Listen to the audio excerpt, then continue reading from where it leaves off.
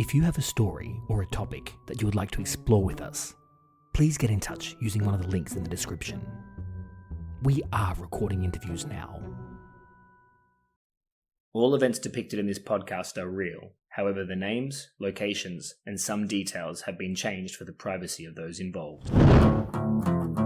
Hello and welcome to Walking on Eggshells with an Emotional Vampire, a podcast that above all things is about family.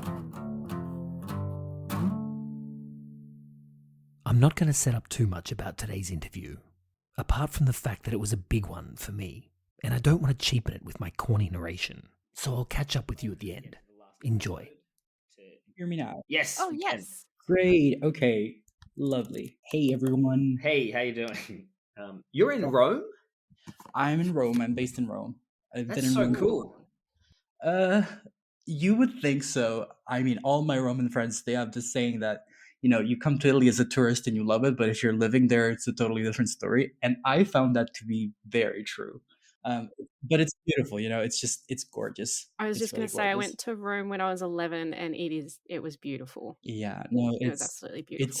It's so amazing. Wherever you go, you can find something new, something ancient. It's just so cool. It's so cool.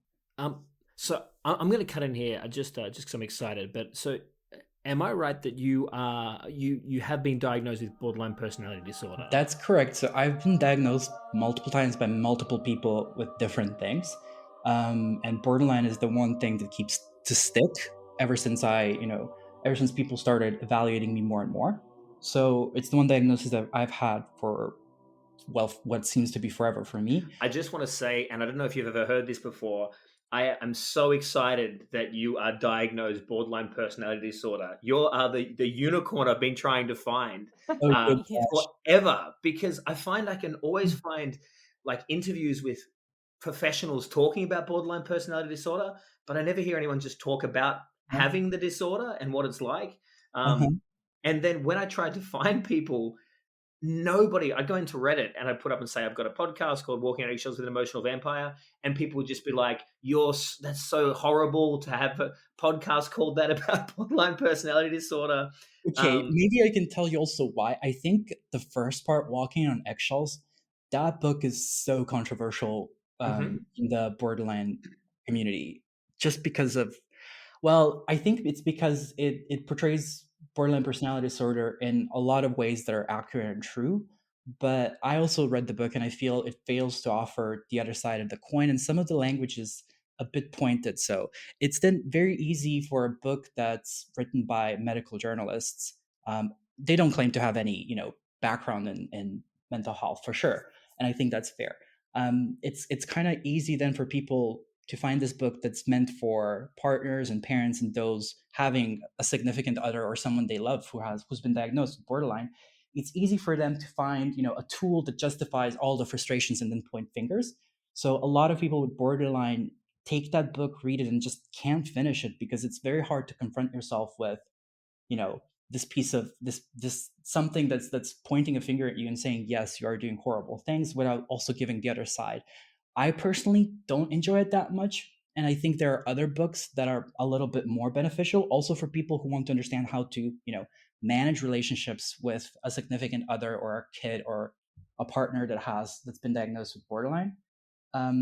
But that's how it is. I think also we're just overly sensitive to some sort of criticism, which is perfectly fine.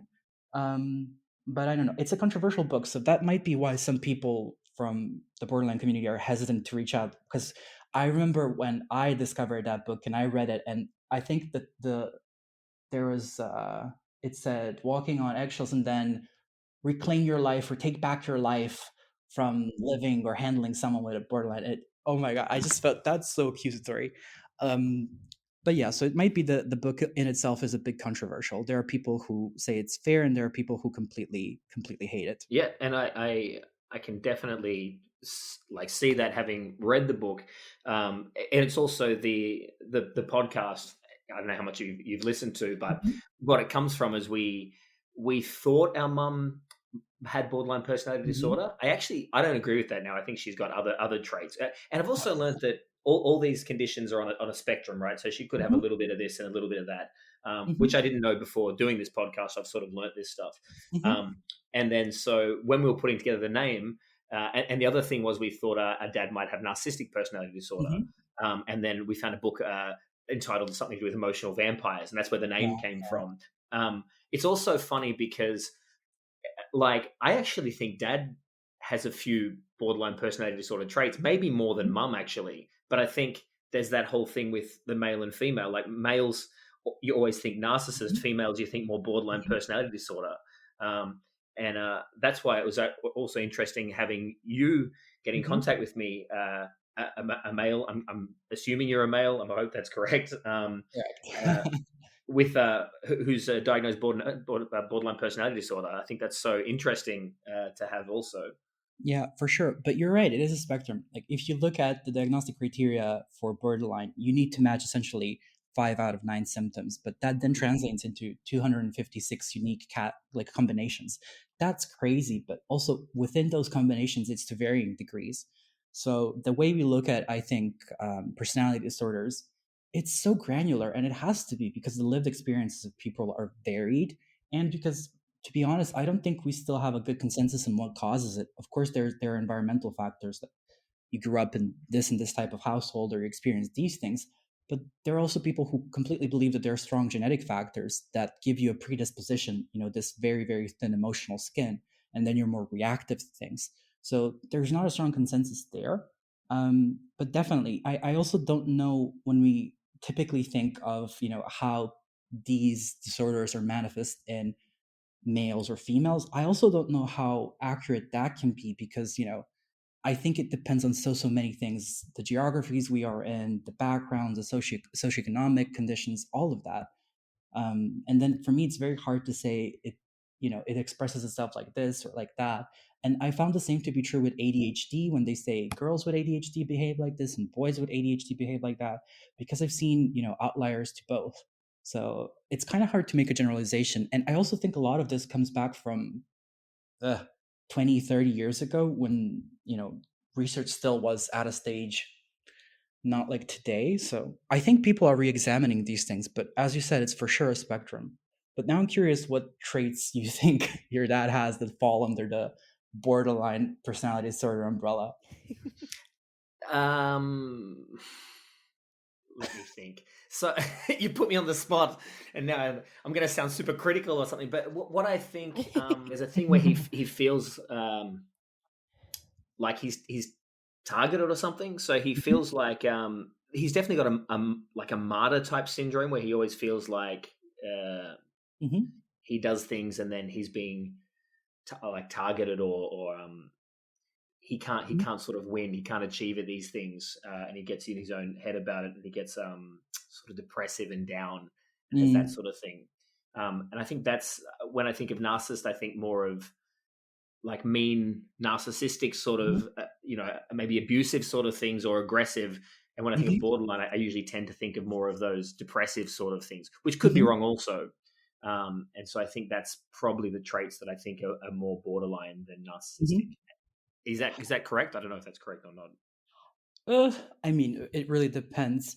It can be in both cases, but to me, what I'm hearing is it sounds like a person that's able to manipulate these things and is manipulative about it as a response to criticism or rejection. Hmm. Um, and I don't even know if manipulation is the right word for that. And but yeah, to me, it can be definitely something that people with borderline personality disorder exhibit. I am guilty of that as well. I think in cases, especially in relationships, when there are big disagreements and I hear something that sounds like a criticism, to me, it can in my brain translate as a value judgment of a person saying, I'm not good enough or that they don't love me. And I think it's because there's this like huge underlying fear and borderline about rejection, about abandonment. Nothing is stable. So the slightest criticism really feels like, lashes on your back. So I don't know if that's the case with your father, because it could be a variety of other things. It could be just a tactique. It could be anything. So I dare not make a make a judgment on that. Yeah. um, we so I found as we looked because when at first we thought that mum had this Mhm, condition, or then the more I researched into it, the more sympathetic I got towards mhm, her. So me and Aria, I know, would have a lot of conversations where I'd say she's doing this and it's terrible. And then Aria would say, no, but that's because it's like a self-fulfilling prophecy. She mhm, actually mhm, she's so scared of this thing happening that then mhm, she makes it happen. mhm, Um, and so we went back and forth, and I felt really empathetic towards her, and then I'd try to fix mhm. things, but then the same thing would happen again. Yeah. But then now I've actually come to the conclusion that I think she's probably narcissistic more Mm, than that. mm, Um, but I found narcissistic traits seem to be mhm. not sympathetic. Like people have no sympathy for people with narcissistic personality disorders, but borderline, there's a lot more sympathy around those. And I don't know if that's fair either. You're right. You're right. I think we should have a degree of sympathy towards anybody that's struggling with these things. But you said in the beginning, when you were just bringing this up, you said, "Oh, I said it was wrong," but then um, Ari said, it's a self fulfilling prophecy and was justifying it. And I think both of these sentiments can sit side by side. It is wrong, and you do have an understanding of it. And the thing is that, I think that's really the right recipe. You need to understand that when you're dealing with people like this, you need to understand where the behavior is coming from. That, if they are aggressive or they're suddenly doing something very crazy or impulsive, it's symptomatic of something. And when you start deconstructing that and going to, what is actually at the root of it is a person that's probably, you know, sad and then going to anger, or a person that's afraid of being left alone, or you're hitting something that's very delicate in that person and they're reacting in that way. When you have that understanding, it's good, but you're still totally entitled to say this is wrong or this is crazy. Mm-hmm. um, and then and I think that's the hard thing, because with people with borderline, we're incredibly intense. And I always say that we don't feel, we don't have a from 0 to 50 to 100. We are either a 0 or 100. So like this emotional Mhm. intensity is very hard for others to understand, because such small things can trigger us, and we genuinely speaking, we overreact. And then you're sitting there and you're like, what did I actually say to prompt this avalanche of rage or guilt or of, even tantrums? Um, and then you really need to take a step back and to figure out that there's a trigger there that has really nothing to do with you. And that's a very hard thing for a lot of people, because you have to be so disciplined and so reflective, introspective, and you, more than anything, you need to care for that person quite a lot. It's anguishing work. It's really anguishing work, and I've had entire relationships snuffed out because nobody can handle that 24/7 for years on end, that level of intensity. And that's where the walking on eggshells come from, because a wrong look or a phrase or a word or anything can trigger a person with borderline. The way you're looking at your watch while you're talking with them, or you forgot to mention something, or and then this triggers them. And it's really this, that people are terrified of how the person with borderline will react or overreact. And Yes. then they censor themselves or they resent it, and both things are horrible. Is it all from fear of abandonment? Is that the beginning of all of it, or is that just one of the triggers? I think in interpersonal relationships, which is, for me, borderline, when I started understanding it more, because just a little disclaimer here, I was getting diagnosed with so many different things, and they were telling me that I'm manic and I'm depressive and I'm bipolar and all of these sorts of things. And I had a list of labels that I just did not understand, so I started investigating on my own and reading what others were going through and trying really to deconstruct what is behind this personality disorder. And there I really stumbled upon a lot of great literature. I don't know if I'm supposed to mention it, but I really like how John Gunderson, who's the person that actually created this term and put it as a special sector of psychopathology. I love how he explains it very concisely.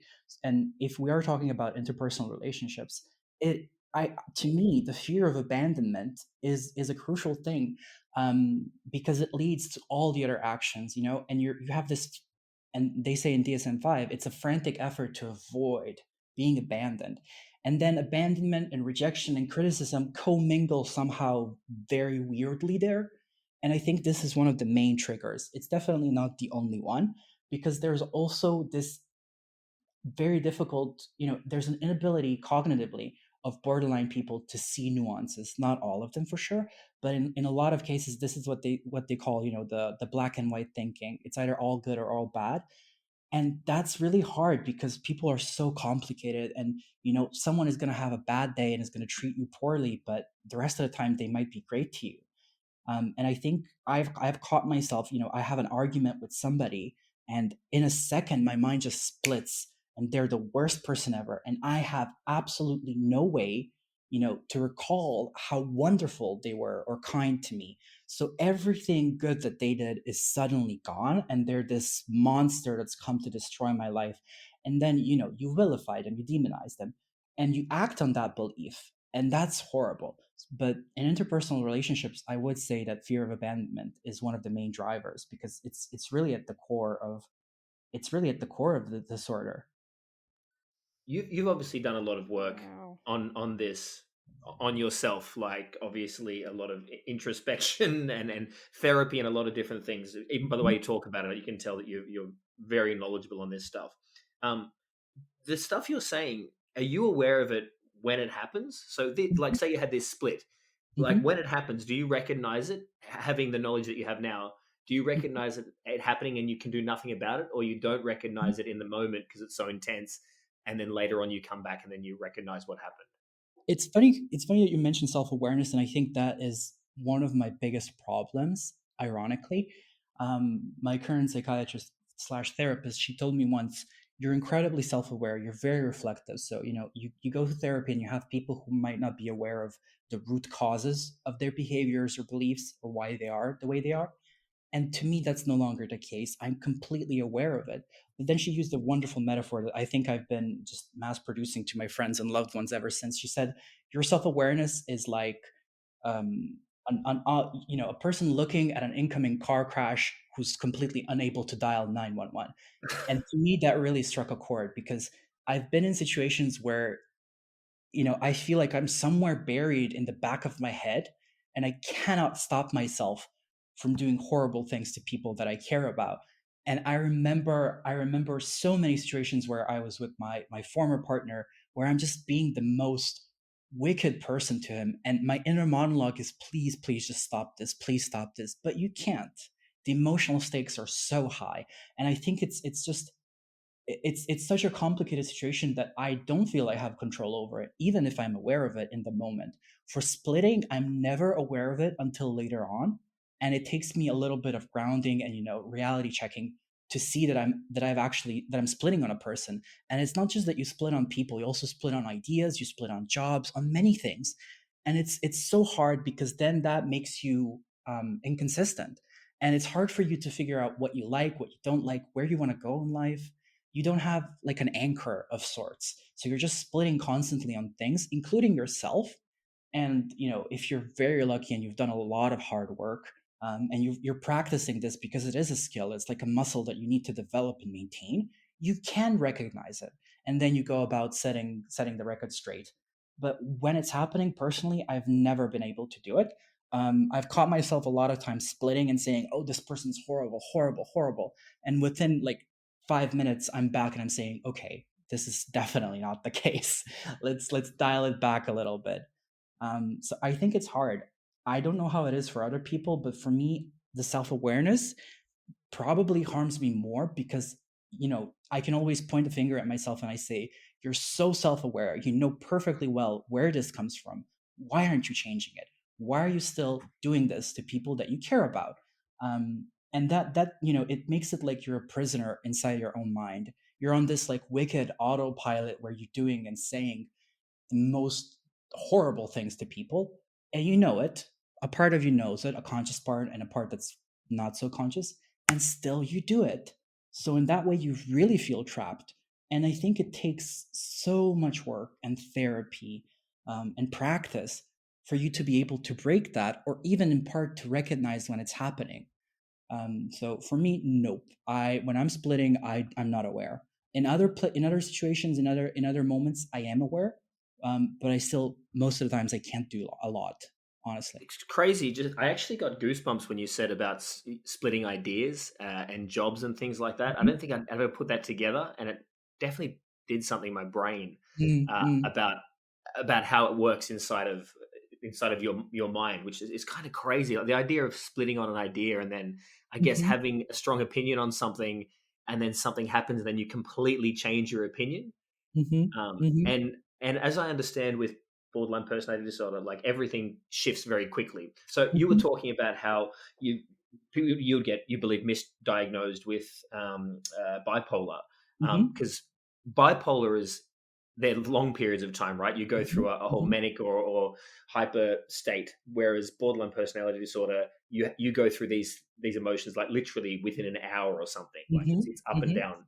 So does that mean with ideas as well, where you can strongly believe something, and then for 1 hour you completely disagree with that initial idea, and Mhm. then come back to it again? To me personally, yes, absolutely. To me That's got to personally, be exhausting, right? it's exhausting, it's confusing, and to the people around me, very annoying. Yeah. It is how it is. With bipolar, for sure, it lasts longer. And the way that I've looked at it, because whenever I've gotten, called bipolar, and it's been happening a lot in the past year, it happened 2 times. And I mean, I just don't even consider it anymore.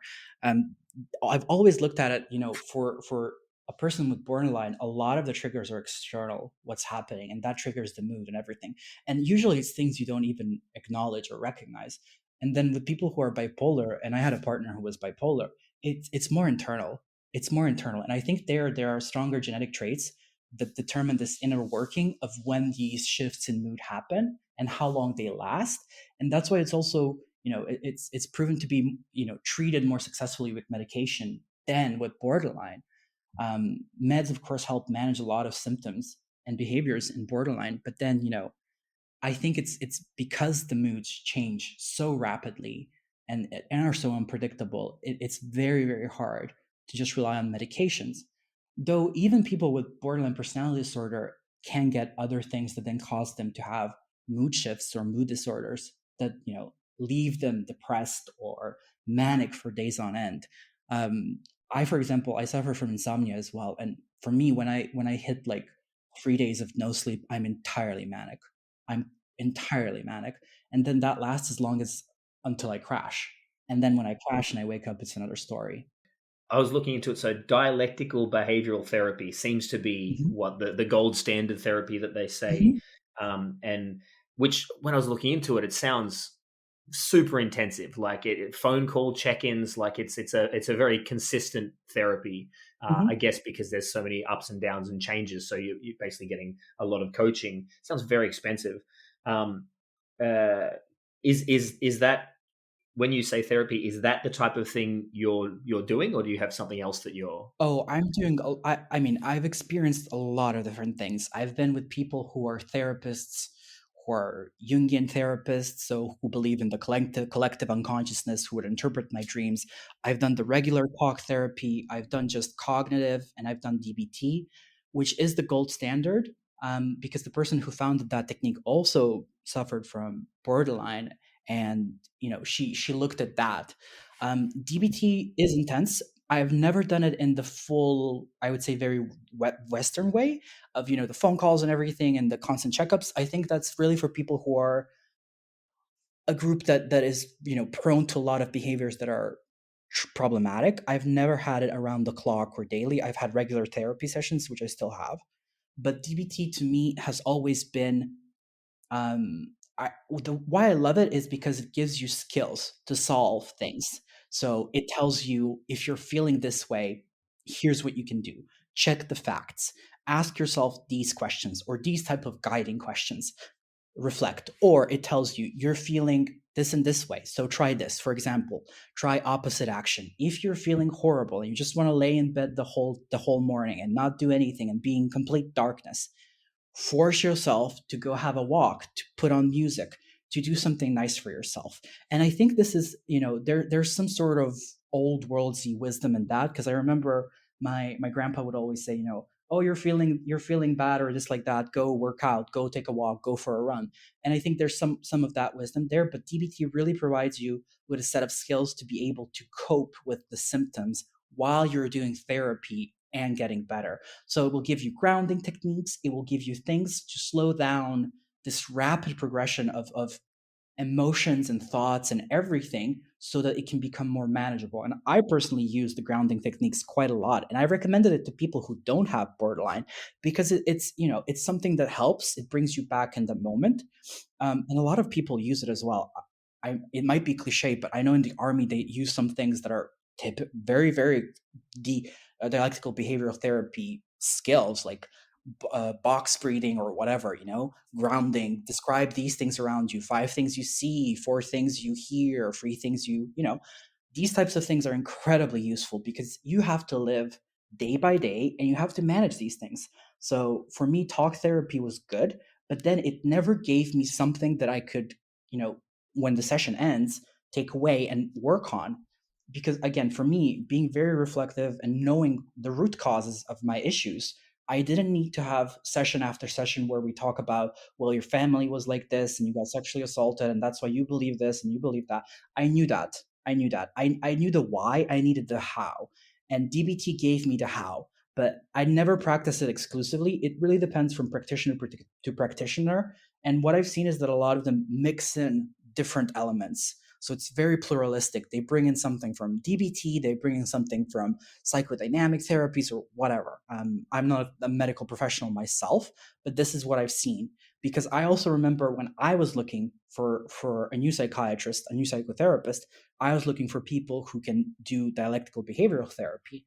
And there's not a lot of them where I live. So I had to find others. And a lot of them do agree that DBT is great. And from what I understand, it's very successful in managing patients, people who are suicidal or have suicidal thoughts. Because that's what when I was looking into that dialectical Mhm. behavioral therapy, like it started off for borderline personality disorder, but then they use it for so many things. But Mhm. definitely, suicidal impulses is one of the main reasons why it was put into practice. I think because there's such a high percentage of suicide, a high level of suicide rates for people with borderline personality disorder. In a few of the interviews that I found, they talk about how there's a high level of suicidal actions in the borderline community, but often they're not really trying to kill themselves. They're actually just doing it for attention. I actually thought this was kind of an asshole thing to say. I would say it depends, and I don't think it's an asshole thing to say if it's true. It's an observation, at least how I would classify it as. But again, it's so intricate, this cycle of wanting the attention and everything. And the way that I've explained it and that I've understood based on what John Gunderson writes is that, you grow up, if there are environmental factors, you grow up and you don't receive the type of care and the type of love that you deserve and you need. And you do realize that, when you are vulnerable or when you are sick, people take care of you. And when you are, doing these very extreme things, people pay attention to you. They become your caretakers, your life support machine. But what happens is that takes such an emotional toll on people that they leave, and you're back at the beginning where someone's abandoned you. So most of the time, I would say, follow up on all of these actions that are horrible, including self harm and all sorts of punishments and suicide attempts or ideation. And you do that, and then another person comes along or somebody comes and pays attention, wants to help you, and you're receiving again that attention. And that's a vicious cycle in itself.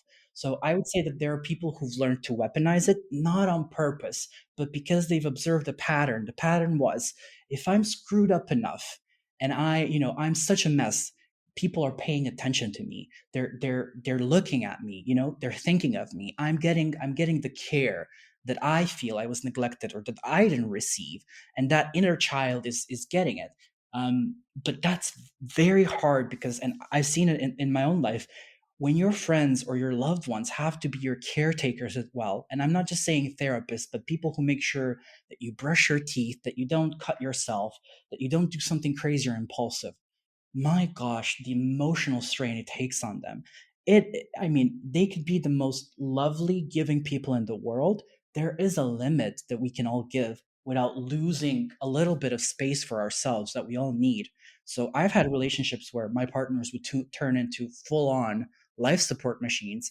But the thing with that is, the second the life support machine is unplugged or it stops working, It's lights out. It needs to be working 24/7. So it's incredibly dangerous. That's very draining for the other people. I think it's horrible, and I regret so often putting people in that situation and not trying to be a little bit more independent. And I think, there are strong elements of codependency, because again, if we go back to fear of abandonment, fear of people leaving you or being alone, you need this constant reassurance. You need to know that the person is going to be there. For example, I read in a book that I don't even remember the title of. It says the person with borderline personality disorder, they don't believe that the sun is going to rise every morning. They have to go out there and see it themselves, even if the sun has risen and set for thousands of years. They need to see it themselves, and this lack of object permanence in relationships is so brutal on the other person, because they need constant contact and reassurance that the other person cares, that they are there, that they're not going to leave.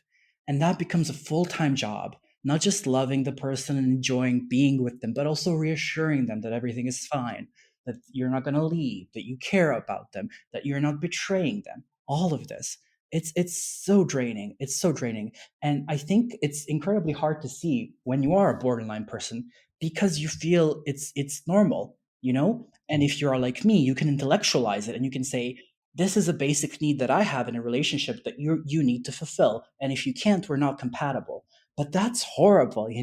You're then being very, very manipulative to the person that you care about. You're intellectualizing something that goes beyond the basic need, that's really complex, because nobody can give you that sense of inner reassurance and stability that people aren't going to leave, or that if they leave, your life isn't going to fall apart. It needs to come from yourself. And that's what people with BPD struggle with the most, finding that anchor that's internal, not just for relationships, but for a lot of things, and not external. Because anything that's external can go, anything can, people can leave, they can change their minds. You need to be able to pick yourself up and to stay there, and to be able to take care of yourself. So it's genuinely horrible. And I mean, I live a life of pure guilt and embarrassment and shame when I remember the types of things I made people go through.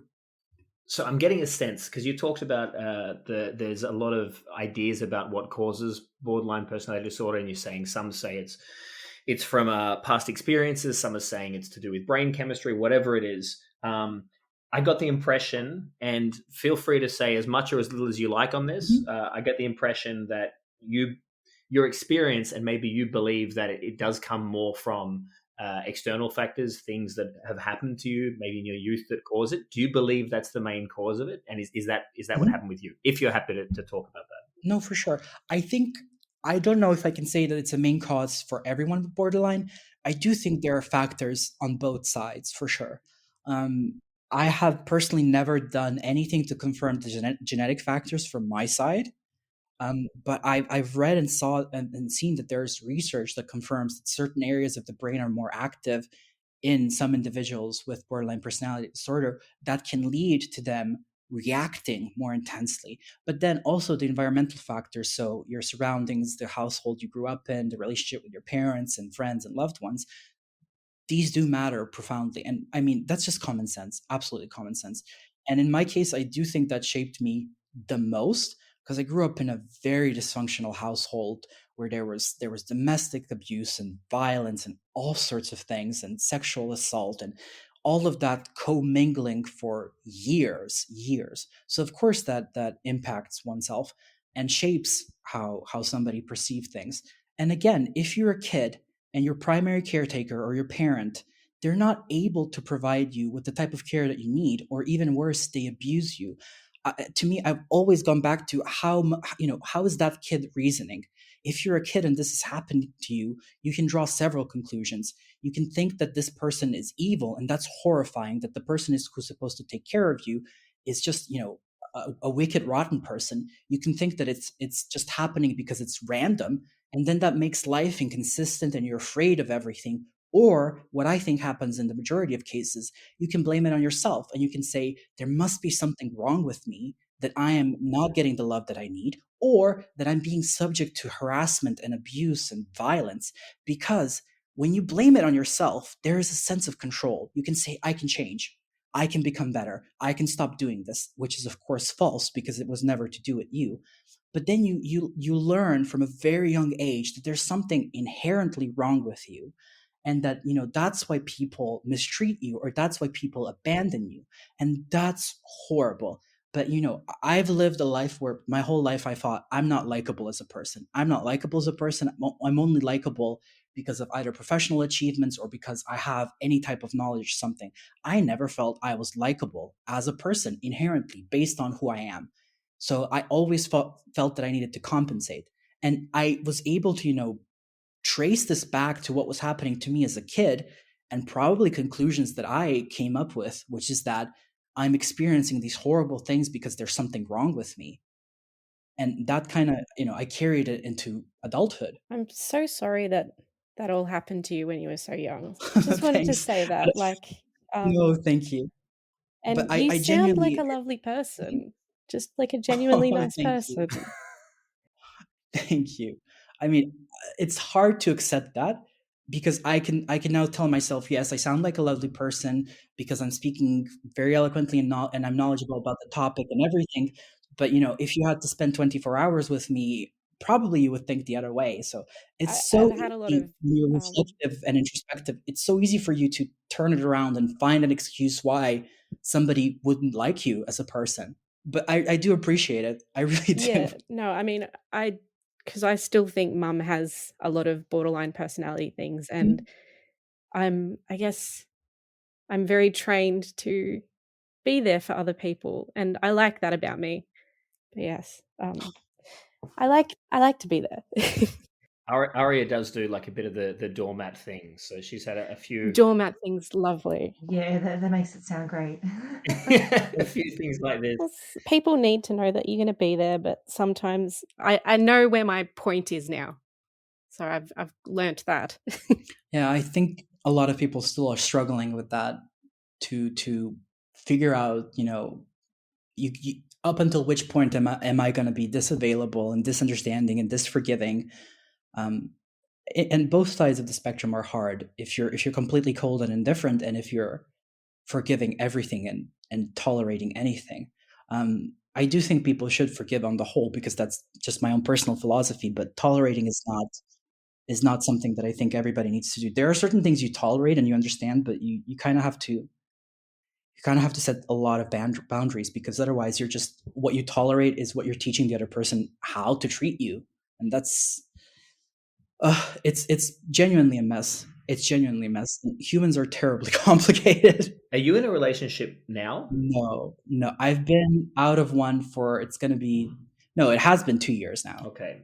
Because the way you were talking, it sounds like you are quite critical of yourself, which you've said as well is a difficult thing about having had so much therapy, is that you're very self aware. Um, but do you believe that you're going to find the right person, and you're gonna get that forever person? I think I already did find a lot of right people, or at least two, honestly. When I reflect on it and when I think about it, and for me, it was really that our relationship was wonderful, but it was very intense, and there were things that were just so incompatible. The one thing that was so present in all of my relationships is that people keep telling me, you're so intense, you want too much, you need too much. One of my ex-partners told me even, you don't want a boyfriend, you want a husband to be buried with.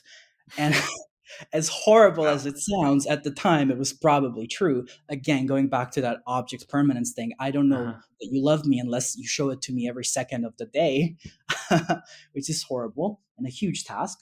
But I mean, I'm now in the state of mind where I'm just telling myself, I don't even want to look for someone until I've sorted out some of my things. Uh-huh. Because the last relationship I had, which was very long and lasted 5 years and was really wonderful and intense, um, I entered it because it was great and because we were very compatible, and we had endless conversations when we enabled each other to grow personally and professionally, and all the boxes were ticking. But just some of these very, very fundamental, what I was able to give him and what he was able to give me, and the condition that I have, it didn't match up. And over the years, a lot of resentment built up. to the point where communication suffered, because if you're afraid that opening a conversation is going to lead to another argument and me exploding and having this BPD rage, which is a huge thing with me, you just stop telling that person and you stop telling them. And what I found to be the horrible thing about that is the second you don't share a concern or something that hurt you with another person, you also don't give them the chance to change or to prove you wrong. You don't give me as a person with that condition a chance to show you that maybe I won't explode, because you've been trained, not trained, you've learned to expect that. But then in your own head you become judge, jury, and executioner. You make all the conclusions and you make your decision, and that's the horrible thing. So I think it's because it's so hard to have an honest conversation about something that's hurt you or something that you want that the other person may not want. And it's then 10 times harder when the person has this type of emotional sensitivity and is able to go from 0 to 100 in a split second. So I do think there are a lot of people out there who I could be compatible with and who I can find. And nowadays I've even stopped thinking about it, because a couple of months ago I was talking to one person who was very much into me and was planning to come see me, to travel from another country here, and was asking me, when can I? And we were very compatible intellectually and emotionally, and we had shared interests, which to me is a good foundation, and a shared humor. And then he finds out from another person, not even a friend of mine, but an acquaintance that knew me. He finds out that I have borderline, and he completely drops everything. And he said, "You should have been upfront about this. You should have told me." And I said, "I don't know you well enough to bring up something that's so, first of all, it's a loaded term. To Yeah. tell somebody who may not know about it that I have it, they can Google it and they can see all of these things. And all the keywords are like manipulative and rage and blah blah blah, all of these things, revenge fantasies and yada yada yada. So I didn't want to lose control of the narrative over who I am, and then he can decide. But I remember what he told me, and to me it was a horrible horrible thing, and now I'm very lucky that he found out. He said it's like when you meet someone on those dating apps and you want to have a hookup, but you don't say to the other person that you have HIV. And Wow. that No. comparison of, Far out. of That's crazy. that comparison of my personality disorder to HIV, which, disclaimer, first of all, a lot of people have so many misconceptions about that, but you could understand the sentiment. And it felt horrible that a person that was very well educated, had a really good career, was able to talk to me about anything, any topic in such depth, and had, a really lovely person, um, that had this really, really strong idea of what it meant. And he said, well, I don't think you should have told me at the beginning. It's not something you can hide. It's not something you can control. People need to know this. And I was just like shocked. It's So that also happened a couple of months ago. So I put everything on pause. I said, nope, I'm not going through this again. I don't want people, Yeah. but also if your symptoms are manageable and some of them are in remission, why do I need to tell you that? 100%. And it's also this person, you spend enough time talking, you think that they would have at least some care for you. And to say something like that is such a hurtful thing to say to someone to start Absolutely. with. And it just reinforces the belief that no matter who the person is, they can have this great education, they can have a great sensibility, and be emotionally intelligent on some fields. And then it comes up, they hear borderline, and suddenly, all the alarms are sounding. Mm. Abandon ship, abandon ship. And this is so annoying, honestly. And it's also the reason why I wanted to do this podcast, because I've seen people carry horrible misconceptions. People who are like me, who have no medical background, who haven't the slightest, about mental health in a professional sense, but also doctors. I remember I was looking for a therapist years ago, and I was calling them and sharing a bit about my case. And one person that was the therapist that had a really, really wonderful website and a lot of good reviews, I told him everything, and he said, "Oh, and you're still able to work?" And I just hung Ah, up. I just hung up the phone. I hung up the phone and I went crying. And then I remember another time I was hospitalized because of a suicide attempt. So that was last August. Wow. Um, I was hospitalized because of a suicide attempt, and I woke up chained to the bed, like tied to the bed, which was horrible, a horrible experience. And I remember before being discharged, my brother, who came to pick me up and everything, he was talking to doctors, mind you, not doctors who are psychiatrists. These were people who were doing toxicology and things like that. And the two doctors told him, you should never trust him. People with this condition, they are unable to tell you the truth. They manipulate because it's a part of their pathology. You need to have your guard up. You need to draw limits. I felt like I was just completely shocked.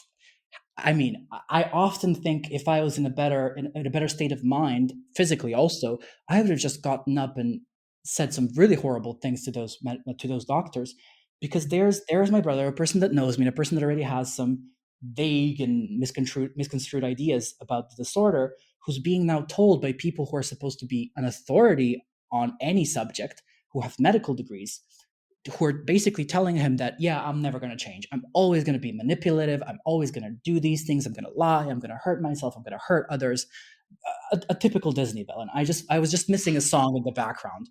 So that was awful. But it's so surprising, and it happened to me so many times. And I'm so lucky that I found my psychiatrist, who spent a lot of time working in a clinic in London for people with borderline, and she knew it. And one of the things she told me is, when you go to a hospital and when you go to the ER, do not tell them that you have borderline. Do not tell them unless you're speaking to a mental health professional.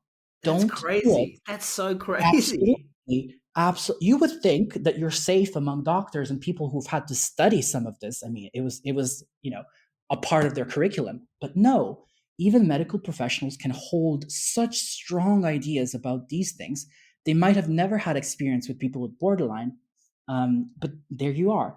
And now, whenever I'm thinking if I have to go to the hospital because I have a migraine or something, I'm just thinking, if they find out or if they access my records and they see I was hospitalized XYZ millions of times in the past 2-3 years, they're going to keep me overnight or something.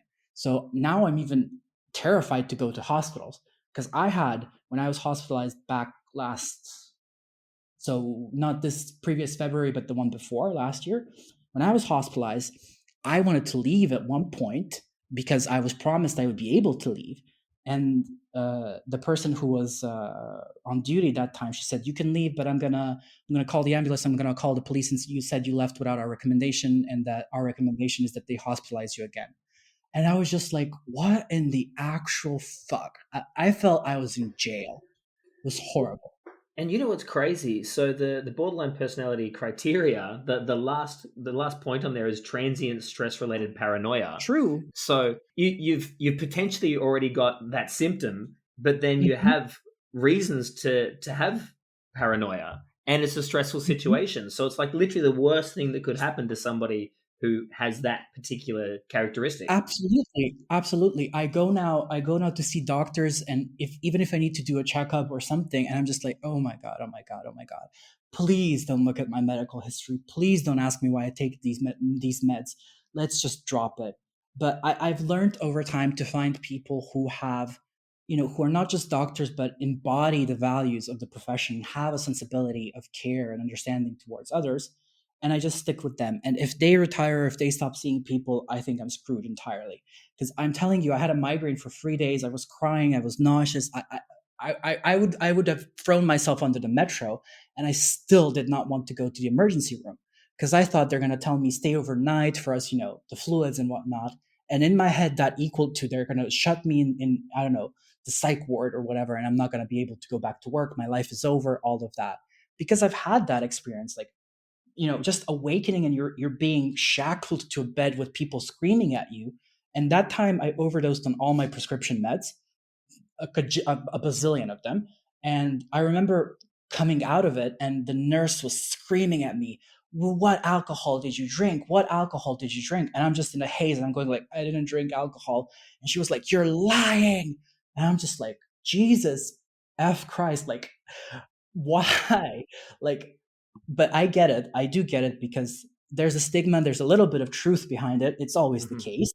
I'm not saying that it's not true that people with borderline can be manipulative, but I also think it's different. I think it's very different when someone is consciously manipulating you, and they're aware of what they're doing, and they're able to, they're the master of their behaviors and thoughts and everything. And a person like me, that is really sometimes at the mercy of emotions and things. Because if you feel something so intensely, the urge to act is just there.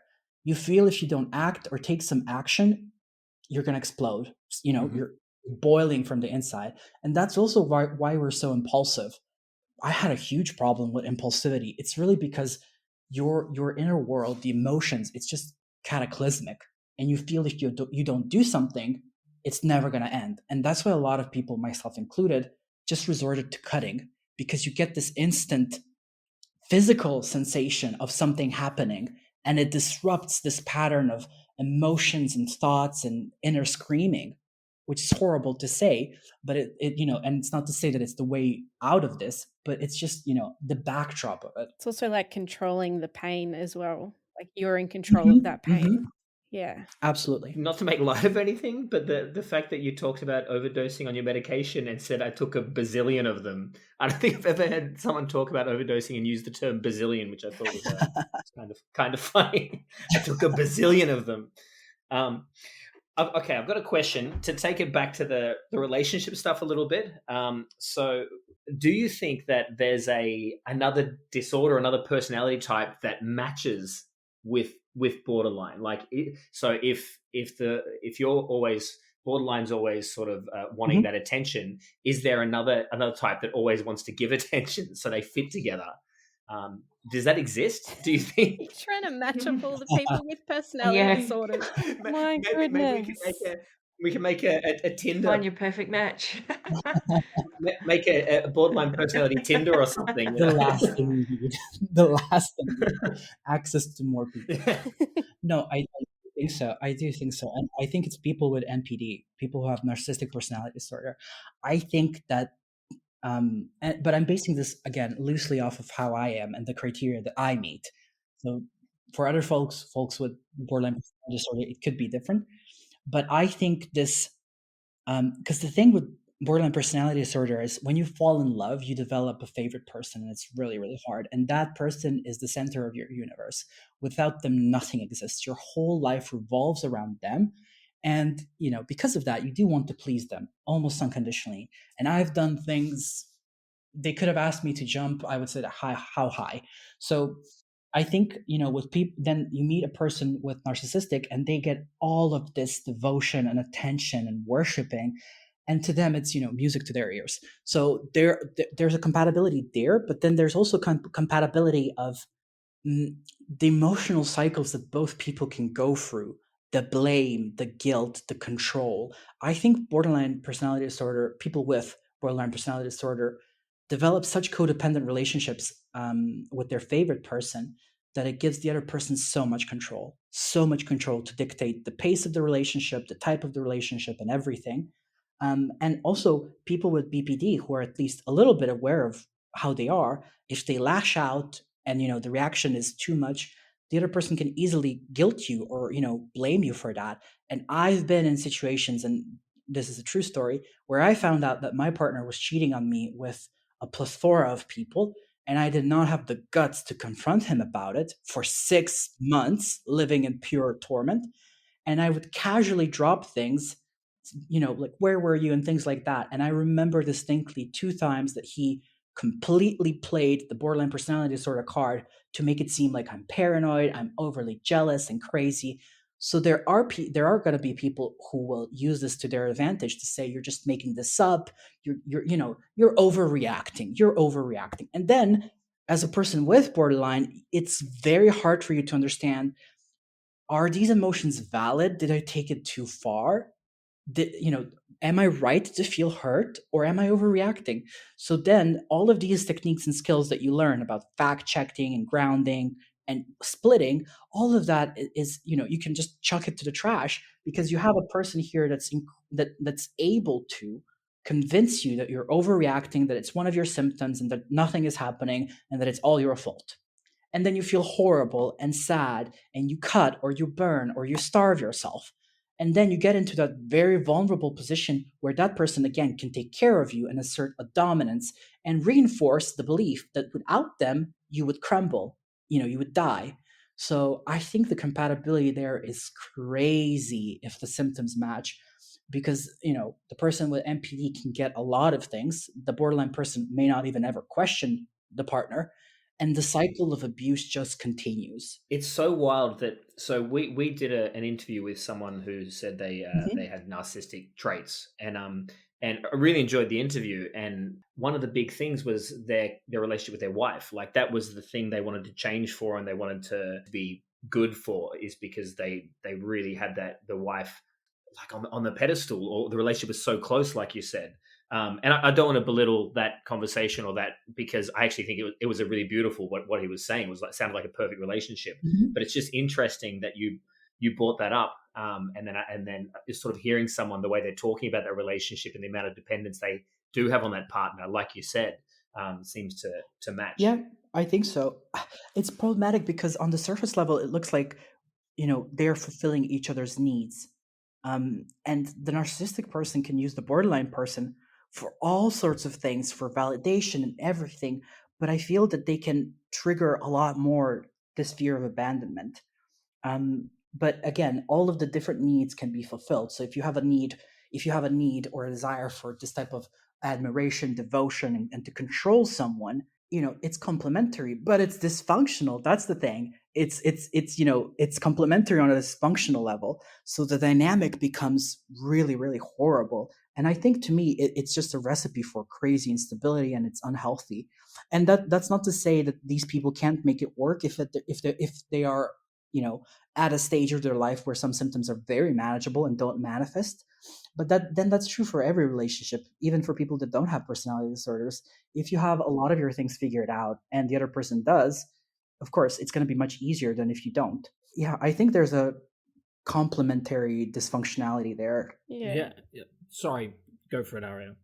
Yeah, I was just gonna say, you've got, it sounds like you've got a good base of friends that know that you've got borderline.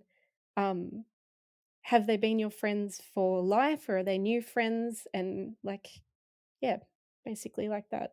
You've got like Mhm. it sounds like you've got a good support network around you. I think so too. I think so too, and I'm super lucky, and I feel blessed when I think about it. It does make it hard for sure, and it's not to say that people are understanding 100% of the times, but then nobody is. Nobody is. But the friends that I have currently that I consider my best friends, we've been friends for 6, 7 years since I moved to Italy. But I mean, I also count which is so strange, and I know we shouldn't, and people have different opinions of that. I count my psychiatrist as someone that really has gone above and beyond. So not just during therapy, but to in so many things that just go beyond the job description to make sure that I'm fine, to help me find medical professionals I can trust, to help me sort out things that I might know, financial things, tax, administrative, all sorts of things. So I think that I really hope that anybody struggling with any type of mental health issue finds somebody that's able to do the job because they care about others and not just because it can happen. But I have a solid friend group, very, very small one, a tiny one, but that's how I prefer it as well. That's all you need, though. That's true. Just a few good That's true. friends. Yeah. One other quick question. Why did you first go to therapy, and like how old were you, if you don't mind asking? Oh gosh, I had a lot of trouble at school, and thinking back, it was not even academically, just like interpersonally. Thinking back, it was like telltale signs of borderline. I had these huge tantrums and issues with rage, and I would get into these fights, and it got bad to a situation where one time a teacher slapped me, and I think then I was around 8 or 9, which was horrible. Wow. Horrible. Yeah, What? yeah. Yeah, well, I'm Slavic. I do not come from the from the world where that wasn't in practice when I was young. So, but the thing about me is that I'm incredibly good at blocking out memories and experiences, and I have no recollection of that. I also have no recollection of being sexually assaulted. It's like through a haze, really through a haze. But I started seeing people first, like the school counselor, when I was in high school, so around 13, 14. Really, it was 14 when everything kicked off. And then she said to me quite plainly, "This is more than I can handle and understand. You need to see someone." And that's when she took me to a psychiatrist. I grew up in a very small place. It was like 30,000 people. It's like a mountainous area in the middle of nowhere. And that psychiatrist told me, "Yes, you're bipolar." And I said, "Okay, I'm bipolar." So I had that belief. And then throughout high school, Mind you, she just told me I'm bipolar, take these meds, no therapy, no nothing. And then as I was going through high school, a lot of things were happening interpersonally. I started seeing more and more therapists. I changed countries, looked for a lot of different therapists. And it was really somewhere, I would say, around the age of 17, 18, that people started really, really, really telling me, no, this is definitely bipolar. This is definitely borderline. And then I moved 18, 19. I remember I got the first diagnosis officially of that, along with others. And that's just been what's been following me since then. Nice. Yeah, I mean, it's good that you eventually got the right diagnosis that fit you, but also at least there was someone pointing something out early on, so it was I guess an easier transition when you actually got that full diagnosis. Yeah, I mean, it was confusing because you hear a lot of these things, and I mean, when you're in high school, you're a kid, you have no understanding of what any of it means. It's not to say that at that point in your life you're not able to understand or to deduce things, but the full gravity of it doesn't sit with you just yet.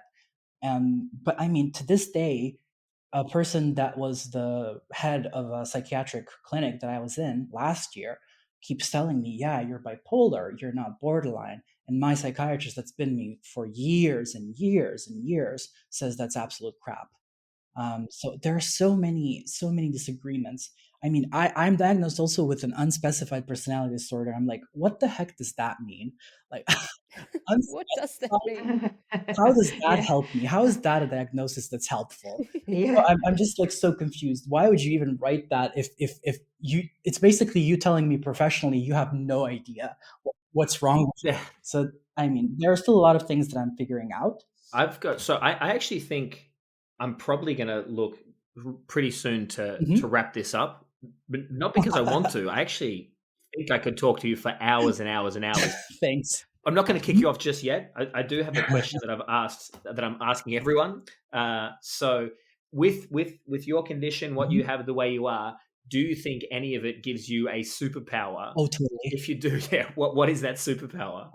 I think it's empathy. I think this hypersensitivity to me, I've learned to look at it as a superpower. I don't want to say that, I don't want to sound like I'm glorifying any type of personality disorder, but having lived with it for so long, just the ability to feel so deeply for people and lived experiences that are so different and far from my own, I really see it as a superpower. It helps me professionally whenever I need to communicate with people who hold very diverse beliefs, and it also gives me a great understanding. So beyond all the strategy, beyond all the analytics, the approach with care at the very beginning, at the start. And I think it can also make me a great friend, because I do care so deeply. I will form friendships and relationships where I will want to be there for you through thick and thin.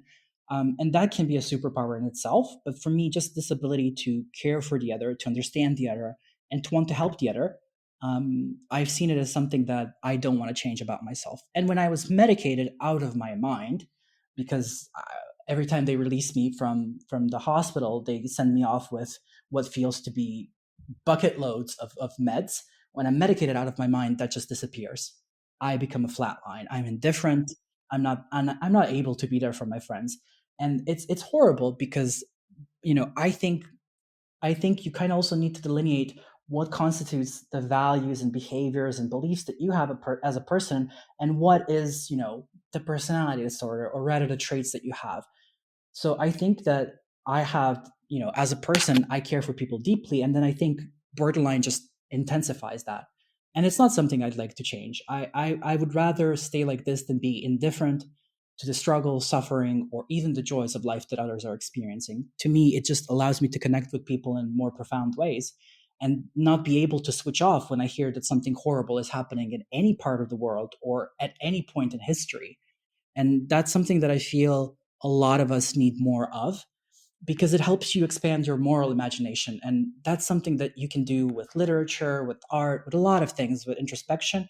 But then BPD folk have the upper hand because we can sympathize, we can feel what the other person is feeling a little bit better. We may not know what they're thinking or experiencing, but we will exhibit a degree of care that I feel goes beyond what what a regular person, and I hate to use the term regular, what a person without BPD may exhibit or not. From an episode that for me was full of memorable moments. Again, it's not a huge generalization, but I think it's a kind of superpower in its own.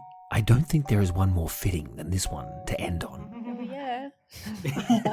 At the point when the guy diagnosed with borderline personality disorder articulately and convincingly explains what it is that makes him and his condition special. And when I say special, I mean special as in a good way, like it's a superpower. And it's the kind of thing that shifts around all the pieces in my brain that make up my understanding of the disorder, and tells me that I need to never stop questioning the things that I've been told from a book or a YouTube video or a Reddit forum.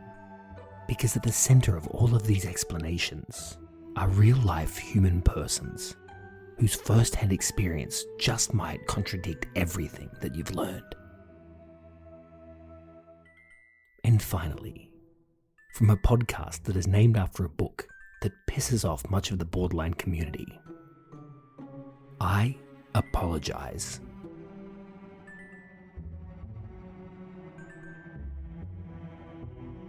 But I'm still not changing the name of the podcast. If you enjoyed today's episode, please don't forget to like and subscribe. Your support is greatly appreciated. Walking on Eggshells with an Emotional Vampire is recorded, edited, and produced by me, Lucas Shaw. Thanks for listening.